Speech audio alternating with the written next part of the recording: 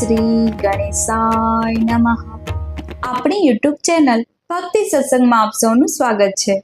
મિત્રો, અત્યારે પુરુષોત્તમ માસમાં આપણે સાંભળી રહ્યા છીએ પુરુષોત્તમ માસના મહાત્મ્યની કથા તથા નિત્ય સાંભળવાની વાર્તા કથા પણ.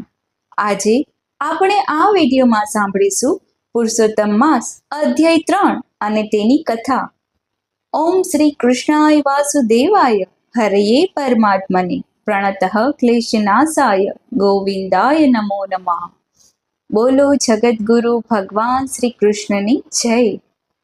પુરુષોત્તમ માસ કથા અધ્યાય 3. મલમાસ કથાનો આરંભ.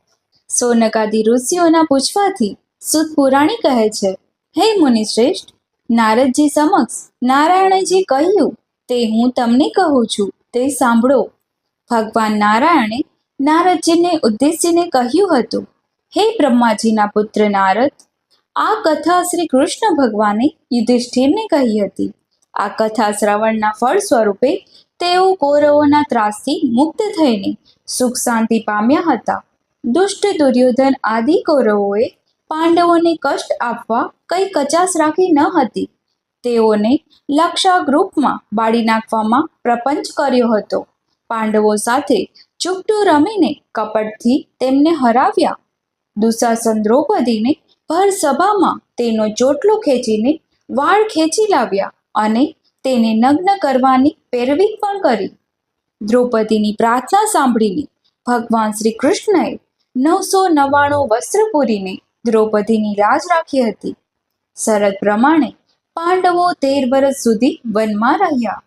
પાંડવો કામ્યક વનમાં રહેતા હતા. ત્યાં શ્રી કૃષ્ણ તેમને મળવા આવ્યા. કોપાયમાન અને નારાજ થયેલા શ્રી કૃષ્ણને અર્જુને હાથ જોડીને કહેવા લાગ્યા, હે પ્રભુ, આપ કોપાયમાન ન થાઓ. આપ જગતના પાલન કરતા કહેવાઓ છો. આથી આપ શાંતિ ધારણ કરો. અમે આપને શરણે છીએ. અર્જુનની નમ્ર વાણી સાંભળીને શ્રી કૃષ્ણનો ક્રોધ શમી ગયો. હવે તેમને હાસ્યસહ અર્જુનને કહ્યું, હે અર્જુન, હું 1 માસ કષ્ટ સહન કરું છું, પરંતુ મારા ભક્તોના એક રાઈના દાણા જેટલા દુઃખને પણ હું મેરુ સમાન સમજું છું. મારા ભક્તોમાં દુઃખ દૂર કરવા માટે અજન્મ હોવા છતાં જન્મ લઉં છું. હવે તમારા દુઃખો થોડા સમયમાં દૂર થશે. માનવીને સુખ દુઃખ હાનિ લાભ કર્મના ફળ રૂપે મળે છે. આ કર્મના બંધનો દૂર કરવા માટે માનવીએ ધર્મ વ્રત તપ દ્વારા શરીર અને આત્માને પવિત્ર બનાવવા જોઈએ. હવે પછી જે મહિનો આવે છે તેને અધિક માસ કહેવાય છે. આ માસમાં વ્રત નિયમ ધ્યાન આદિ કરવાથી તેના પ્રભાવે ફરી તમારું રાજ્ય સુખ વૈભવ આદિ તમને પાછા મળશે. શ્રી કૃષ્ણના આ વચનો સાંભળીને અર્જુન કહે છે, હે પ્રભુ, આ અધિક માસ શું છે? તેનું શા માટે વ્રત કરું? તેનાથી ફળની સી રીતે પ્રાપ્તિ થાય? તે બધું અમને વિગતે સમજાવો. ત્યારે ભગવાન શ્રી કૃષ્ણ અર્જુનને કહે છે, હે પાર્થ, વર્ષ માસ દિવસ પ્રહર ઘડી પળ અને વિપળ બધા કાળના વિભાગો છે. સમુદ્ર નદી તળાવ કૂવા ઝરણા વગેરે જળમાં પણ વિભાગો છે. આ બધા વિભાગોના તેમના દેવોની કૃપાથી સુખ મળતું હોય છે. એવામાં સંજોગો વસાત એક વધારાનો માસ ઉત્પન્ન થાય છે, પરંતુ આ માસનો અધિષ્ઠાતા દેવ ન હતો. આથી લોકો આ માસને મલમાસના નામે ઓળખતા હતા. વળી આ માસને મલિન માનીને ભાવિકો તે માસમાં સત્કાર્ય કરતા નહીં, કારણ કે આ માસમાં સૂર્ય એક જ રાશિમાં રહેતા હોય છે. લોકો તેને નિંદાપાત્ર ગણે છે. આ રીતે અદ્ભુત થયેલ આ મલમાસ બહુ નિરાશ થયો. કેટલીક વાર તેને આઘાત કરવાનું મન પણ થયું. એકવાર વૈકુંઠ લોકમાં તે મારી પાસે આવ્યો અને આંસુભીની આંખે નમ્રતાથી તેને પોતાનું દુઃખ કહેવાનું મને શરૂ કર્યું. શ્રી પુરુષોત્તમ માસ મહાત્મય કથા મલમાસ કથાનો આરંભ નામનો કથાનો 3જો અધ્યાય સંપૂર્ણ. બોલો પુરુષોત્તમ ભગવાનની જય. મિત્રો, આપણે સાંભળ્યું પુરુષોત્તમ માસના 3જા દિવસના અધ્યાયની મહાત્મયની કથા. હવે આ દિવસની કથા વાર્તા પણ સાંભળીએ, જે કથાનું નામ છે શ્રદ્ધાનું ફળ. બોલો પૂર્ણ પુરુષોત્તમ ભગવાન શ્રી કૃષ્ણની જય. અનંતપુરમાં એક સુથાર રહેતા હતા. તેના કુટુંબમાં તેની પત્ની, 7 દીકરીઓ અને 2 દીકરા મળીને કુલ 11 જણા હતા. દીકરીઓ મોટી હતી જ્યારે 2 દીકરા નાના હતા. આખા કુટુંબમાં ગુજરાનનો ભાવ તેમના એકલા પર જ હતો. તેઓ લાકડા ઉપર કલા કારીગરીમાં હોશિયાર હતા. તેથી ગામમાંથી તેની સુથારી કામ મળ્યા કરતું હતું. તે ખાસ કરીને દેવદેવીના નાના મંદિરો બનાવ્યા કરતા. તેમાં એવી ઝીણી ઝીણી કોતરણી કરતા જે જોનારને 2 ઘડી જોઈ રહેવાનું મન થાય. સુથાર દિવસ ઉગે ત્યારથી મોડી રાત સુધી મહેનત કરતા. ત્યાંથી માંડ માંડ તેના ઘરનું ગુજરાન ચાલતું. વસ્તારી કુટુંબમાં એક જ જણ રડનાર હોય ત્યારે જીવન નિર્વાહ ચાલવો થોડો ભારે પડે. દીકરીઓ મોટી હોવાથી સુથારે સારા મૂર્તિયા શોધીને પરણવા માંડી અને સાસરે વળાવવા માંડી. લગ્નના ખર્ચામાંથી સુથાર ઊંચા જ ન આવતા. વડે દીકરીઓ અવારનવાર સાસરી આવે ત્યારે તેને કપડાં લત્તા કે કંઈ ને કંઈ રોકડ આપવી પડે. આથી સુથાર દિવસે ને દિવસે આર્થિક રીતે ઘસાતા જતા હતા. જેમ જેમ દિવસો વીતતા ગયા તેમ તેમ સુથારીની ચિંતા પણ વધતી ગઈ. વડે જુવાની હતી ત્યાં સુધી તો રાત દિવસ કામ ખેંચાતા, પણ હવે શરીર પણ જવાબ દેવા લાગ્યું હતું. શરીર થાકી જવા લાગ્યું હતું. છતાં સુથાર જેમ તેમ કરીને ઘરનો ખર્ચ કાઢવા મહેનત કરતા. જુવાનીમાં સુથારને ભગવાન સાંભળ્યા ન હતા. તે તો પોતાના કામમાં જ રચ્યા પચ્યા રહેતા. હવે ઉંમર થતાં રોજ સવારે ઉઠીને દેવ દર્શને જતા. ત્યારે તે કથા વાંચતા તો કીર્તન થતું હોય ત્યાં સાંભળવા પણ બેસી જતા. એકવાર ગામમાં એક કથાકાર આવ્યા. તેમણે સુંદર કથા કરી. સુથાર તેમની કથા સાંભળવા બેઠા. કથાકારે કથા વાંચતી વખતે કહ્યું, પ્રાણી માત્રના ભરણ પોષણની ચિંતા દરરોજ ભગવાન રાખે છે. તે કીડીને કણ અને હાથીને પણ મળ દેનાર છે. તે ભૂખ્યા ઉઠાડે છે, પરંતુ કોઈને ભૂખ્યા સુવાડતા નથી.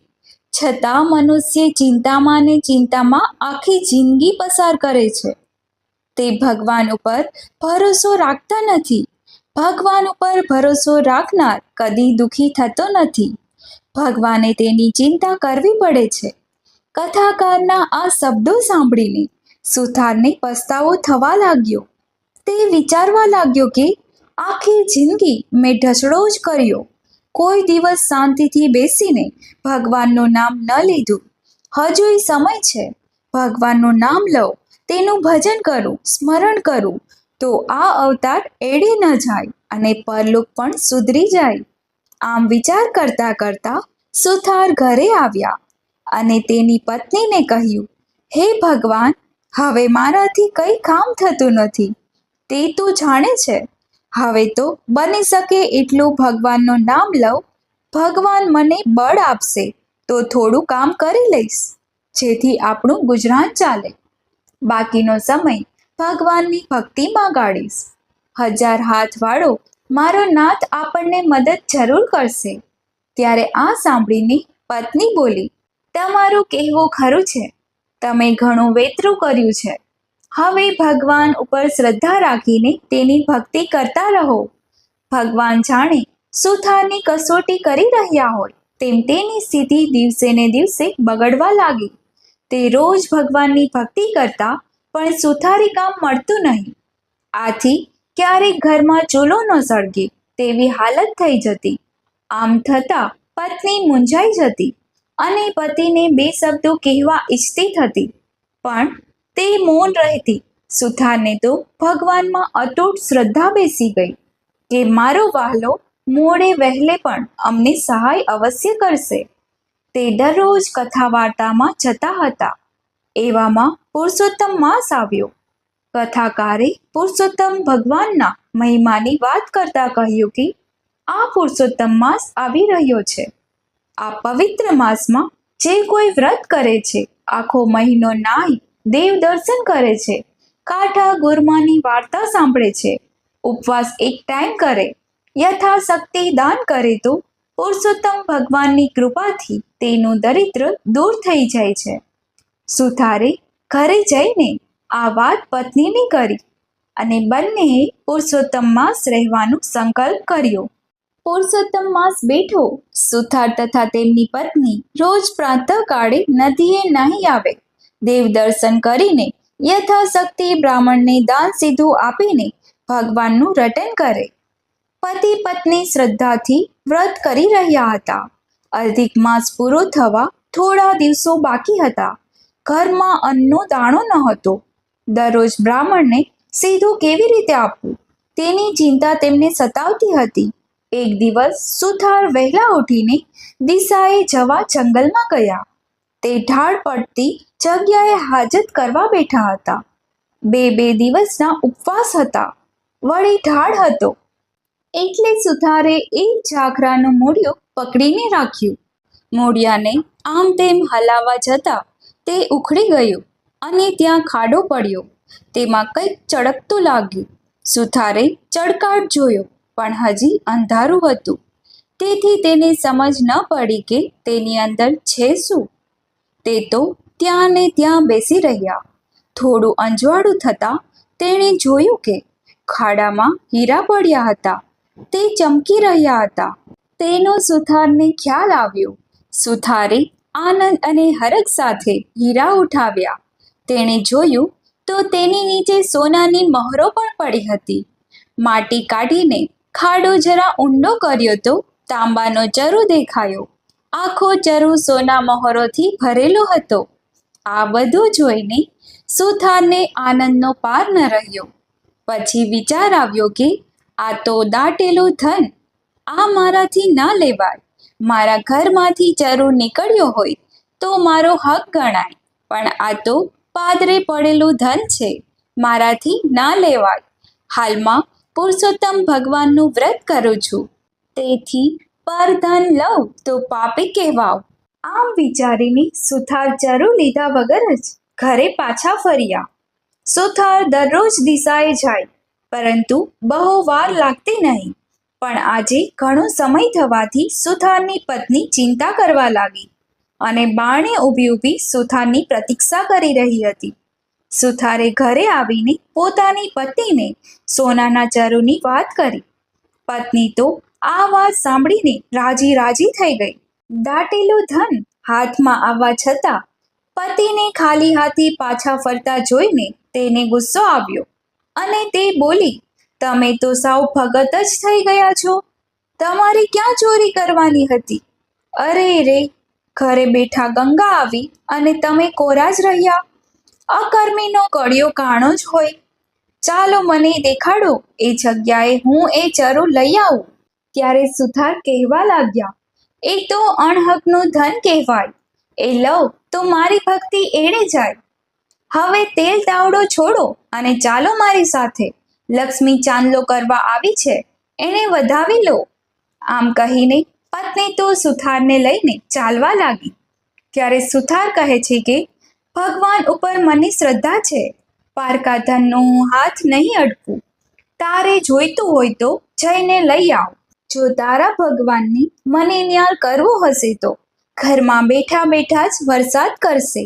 આ સાંભળીને પત્ની તો કપાળ ઘૂંટવા લાગી, પણ સુથાર એકના બે ન થયા. પત્નીએ બહુ ધમપછાડા કર્યા. ત્યારે તેને એ સ્થળની નિશાની આપીને કહ્યું, તારે ચરુ જોઈતો હોય તો લઈ આવ, હું તો નહીં જાઉં. સુથારણે જવાની તૈયારી કરી.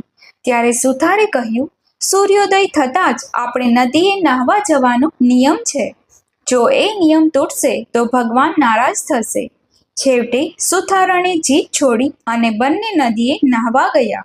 જ્યારે સુથાર અને તેની પત્ની ઊંચા અવાજે સોના મહોરો ભરેલા ચરુની વાત કરી રહ્યા હતા, ત્યારે તેમની બંનેની વાત પડોશમાં રહેતો માણસ સાંભળતો હતો. જેવો સુથારણ નદીએ નાહવા ગયા, તે તરત જ તેની પત્નીને ઉઠાડીને બધી વાત કરી. બંને તૈયાર થઈને ચરુ લેવા ઉપડ્યા. સુથારે વાત વાતમાં જગ્યાની એંધાણી બતાવી હતી તે આશરે તેઓ ત્યાં પહોંચ્યા. ચરુવાળી જગ્યાની ઉપર તાજી માટી વાળેલી હતી એટલે તેમને તરત જ ખબર પણ પડી ગઈ કે અહીં ચરુ છે. ત્યારે પાડોશના બંને પતિ પત્નીએ હાથોમાં હાથ માટી ખોદી નાખી. તેમને જોયું કે ખાડામાં તો મોટા મોટા વીછીઓ ખદબદતા હતા. આ દ્રશ્ય જોઈને બંને હેબતાઈ ગયા. તેમના આશ્ચર્ય અને ગુસ્સાનો પાર ન રહ્યો. તેમણે મનમાં નક્કી કર્યું કે આ સુથારણે અમારું જૂનું વેર વારવા માટે વીછીઓ કરડવાનું આ કાવતરું રચ્યું લાગે છે. બસ હવે અમે તેને ખબર પાડી દઈએ ત્યારે જ ખરા. અને સુથારના નળિયા ખસેડીને ઘરમાં નાખ્યા. ત્યાં બેઠા સુથાર અને તેની પત્ની સ્નાન કરીને પાછા આવ્યા. સુથાર ભગવાનની પૂજા કરવા બેઠા. લાગ જોઈને ચરુ ઊંધો વાળી દીધો. ખડિંગ ખડિંગ કરતી સોના મહોરો વરસી. સુથાર અને તેની પત્ની તો હેબતાઈ જ ગયા. સુથારની આંખમાં તો આંસુ આવી ગયા. અરે રે, ભગવાને તો મારા માટે કેવું કષ્ટ લીધું. મેં ઘરે બેઠા ધન માગ્યું તો તેમને છાપરું ફાડીને સોના મહોરો વરસાવી. સુથારને પુરુષોત્તમ ભગવાન ઉપર અપાર શ્રદ્ધા હતી. તેથી તે એમ સમજ્યા કે ભગવાનનું વ્રત ફળ્યું છે. ભગવાને ખુશ થઈને તેના ઘરે બેઠા લક્ષ્મી મોકલી છે.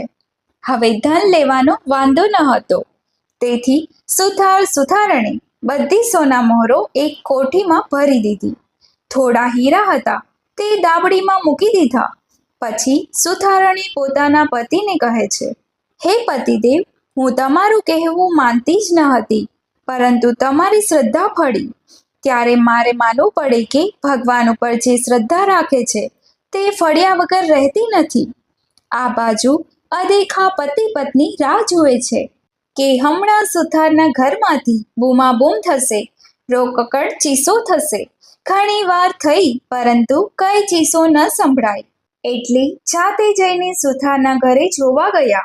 જોયું તો સુથાર અને સુથારણ બેઠા બેઠા માળા ફેરવતા હતા. ધન તો જેના ભાગ્યમાં લખાયું હોય તેને જ મળે છે. સુથારના ભાગ્યમાં ઘરે બેઠા ધન મળવાનું લખેલું હતું. તેથી ચરુ ઉપાડીને લાવીને તેના ઘરમાં ઠલવ્યો. ખરેખર ભગવાનની લીલા કોણ પામી શકે છે? સુથારણે ધન મળ્યાની વાત કોઈને જણાવી નહીં, પરંતુ તે ધનનો ઉપયોગ તે સારા કામમાં કરવા લાગ્યા. હવે તેમની પાસે ધન આવવાથી તેઓએ પુરુષોત્તમ વ્રતનું ઉજવણું સારી રીતે કર્યું. ઘણા બ્રાહ્મણોને જમાડીને દાન દક્ષિણા આપી અને અનેક સદાવ્રતો પણ બાંધ્યા. તેઓ હવે આખો સમય ધર્મ ધ્યાન, કથા કીર્તન અને ભગવાનના ભજનમાં આપવા લાગ્યા. હે પુરુષોત્તમ ભગવાન, તમે જેવા સુથાર અને સુથારણને ફળ્યા તેવા તમારા વ્રત કરનાર, તમારું પૂજન કરનાર, કથા કહેનાર, કથા સાંભળનાર સૌને ફળજો. બોલો પુરુષોત્તમ ભગવાનની જય. તો મિત્રો, આપણે સાંભળ્યું પુરુષોત્તમ મહાત્મય કથા અધ્યાય 3 અને વાર્તા કથા પણ. હવે આપણે આજના દિવસની ધોળ પણ સાંભળીએ. એક સાચો સગો મારો સાંભળ્યો, એ તો ઓઢે છે કાળી કામળિયો. રાત દિવસ તેનું હસતું મુખડું, દંત દિશે દાડમ કડિયો. અણિયારી આંખોમાં અમૃત ઝરતું, હૈયે પ્રેમ તણો દરિયો. દર્શન કરતા ભાન ભૂલાવે, કાન કુંવર મારો કેસરિયો. પ્રીત છે એની જન્મો જન્મની, આ ભવમાં તે મળ્યો. એક સાચો સગો મારો સાંભળ્યો, એ તો ઓઢે છે કાળી કામળિયો. બોલો નટવર નાગર પૂર્ણ પુરુષોત્તમ ભગવાન શ્રી કૃષ્ણની જય. જો આપને આ વિડીયો પસંદ આવ્યો હોય તો વિડીયોને લાઈક કરજો, શેર કરજો, ચેનલને સબસ્ક્રાઈબ કરજો, જેથી આ પુરુષોત્તમ માસની નિત્ય કથા તેમજ પુરુષોત્તમ માસના અધ્યાયના વિડીયો મૂકવામાં આવશે તે આપ સુધી તુરંત પહોંચી શકે. આપ સૌને પુરુષોત્તમ માસની શુભકામના, મંગલ કામના. જય માતાજી, જય શ્રી કૃષ્ણ.